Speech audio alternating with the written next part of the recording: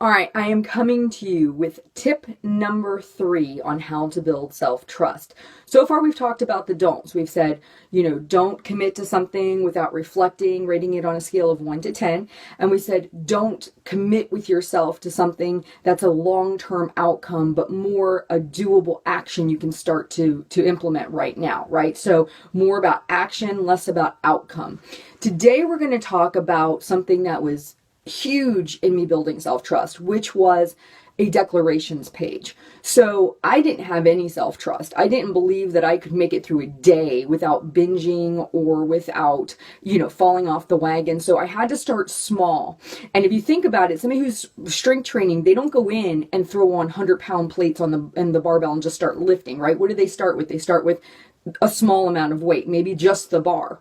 So what I had to do is start with something small. So the day that I would wake up, I'd go to my declaration page and I'd think, what is the smallest thing I can do today that I can actually follow through on that's going to help me get to my long-term goals, that I will feel like at the end of the day when I mark it off, I'll feel satisfied. So it maybe just was, I was going to track my breakfast. That was all I was going to focus on.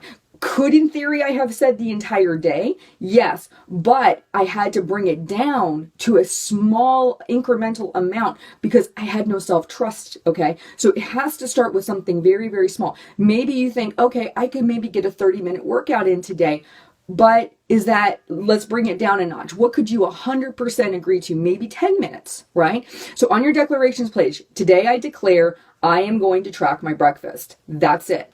Then at the end of the day, and this is all personal preference, I used to date mine just to verify I did it, right? But some people like stickers, some people like check marks and fun faces and all that kind of stuff. You need to mark off on this. And a lot of people would say, Heather, but that's so small, it's so insignificant. No, it's not. Because what happens is you make these grandiose statements. I'm going to lose 50 pounds this year. I'm going to do a couch to 5K. I'm going to do these things. You don't write them down. You don't make a plan of action to do it. And then you don't even recall exactly what you said, where you say, you just know you didn't follow through on it, right? So it's important that if you're going to build self-trust, you do it very small, very consistent. And then over time, those statements, those declaration statements become bigger. So maybe the next week you say, I'm going to track breakfast and lunch, and you come back and you do it. Could you have done everything? Yes, but that's not the point of this activity. The point of this activity is just like we focus on building muscles in the gym, you're building your self-trust muscle, and it's done one small incremental step at a time. So the do for today is create a declarations page and start with the minimum thing that you think you could take action on today and follow through with, and then mark it off. And that is very key too. You need to mark each one off because you need to see as that page fills up, wait a minute, I am trustworthy with myself. I am doing all these things I say I'm going to do. The 50 pounds is going to come off if you do those things, right? So you're going to achieve that goal by doing the actions necessary.